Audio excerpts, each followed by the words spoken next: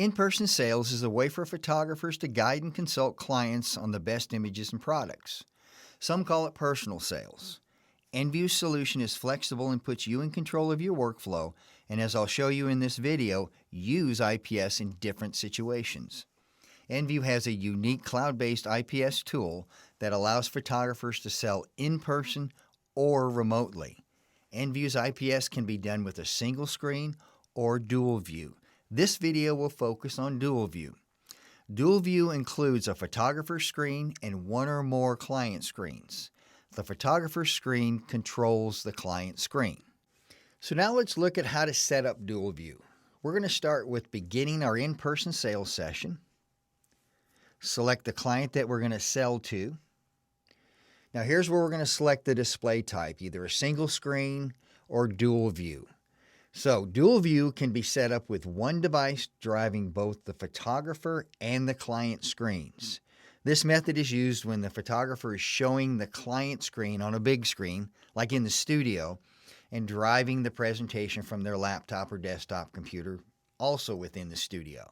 Another way dual view can be set up is where the photographer screen is driven by a device and the client screen by another device, usually in a different location. So think of this as the remote location.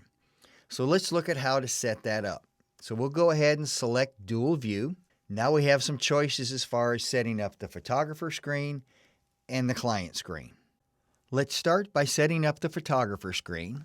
I'm going to open that into a new window. You'll see on the left-hand side of the screen there are two buttons. Let's go ahead and look at the dual view button. The dual view button gives you access to public and private mode, an innovative feature that allows you to work without the client seeing the work that you're doing. Plus, it also gives you various show and hide options. Let's go ahead and close that.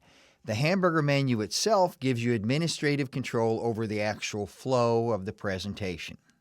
Next, let's go ahead and look at setting up the client screen. So our options are we can open the client screen into a new window and push that browser over to another screen if we're making our sales presentation in one location, but we're using two screens that are being driven by one device or one computer. The other options are we can actually copy the link to the sales session in an email or text message, send that to our client so that they can log into the sales session from a remote location. I'm going to go ahead and open the client screen into a new window. Here you have the option of displaying the client screen in either a full screen mode or as is with all the browser controls showing. If you select full screen mode, it makes for a much better presentation for your client so they can focus on the actual sales presentation itself. So here we're looking at a side-by-side view of the photographer screen on the left and then the client screen on the right, so you can see the differences between the views of what the actual client screen looks like when the photographer is driving the sales session. So first thing you'll notice on the left, you'll see that the buttons appear on the photographer side, but they don't on the client side. The client does not have any control over the actual sales session. So let's go ahead and go into our menu. I can go to my slideshow, start that so the client can enjoy that. Once that's completed, we can go into our culling. So here's where you can guide your client through the actual selection of starring images, selecting some of his favorites. You can click on an image and view it large. You can go ahead and kind of move through the different images and you'll see how it responds quickly. So you're seeing and the client are seeing the exact same thing. Now let's go ahead and order from an image. You can see that on the photographer side and the client side, you see the order information as far as the different categories. So pay attention to that.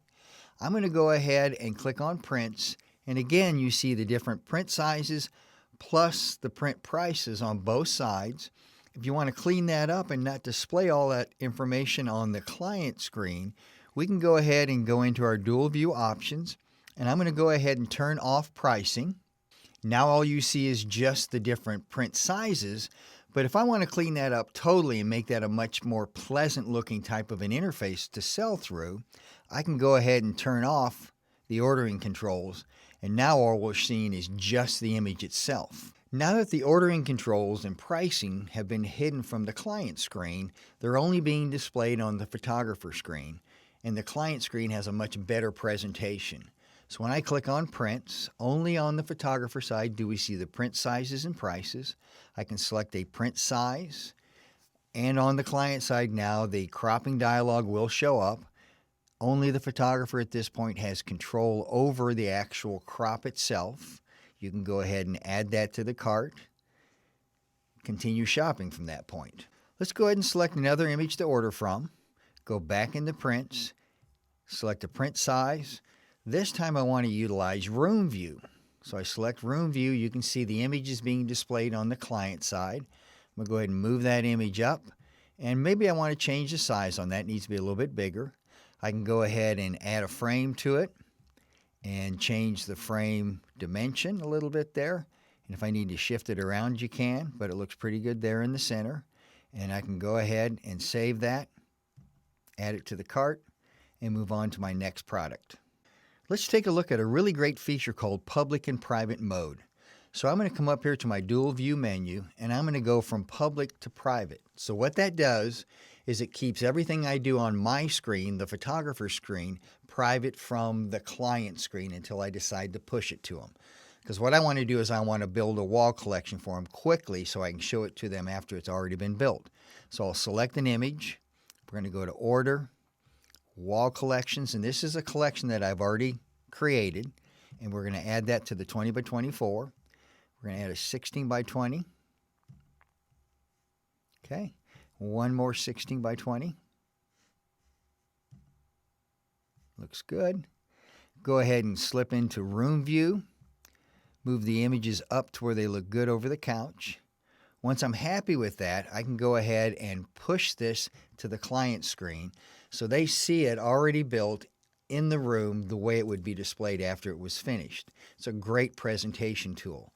So as you can see, there's a lot of different ways you can use the different features in dual view for being able to do remote sessions and sell more efficiently to your clients. In this video, we covered key ideas on using dual view for in-person sales sessions.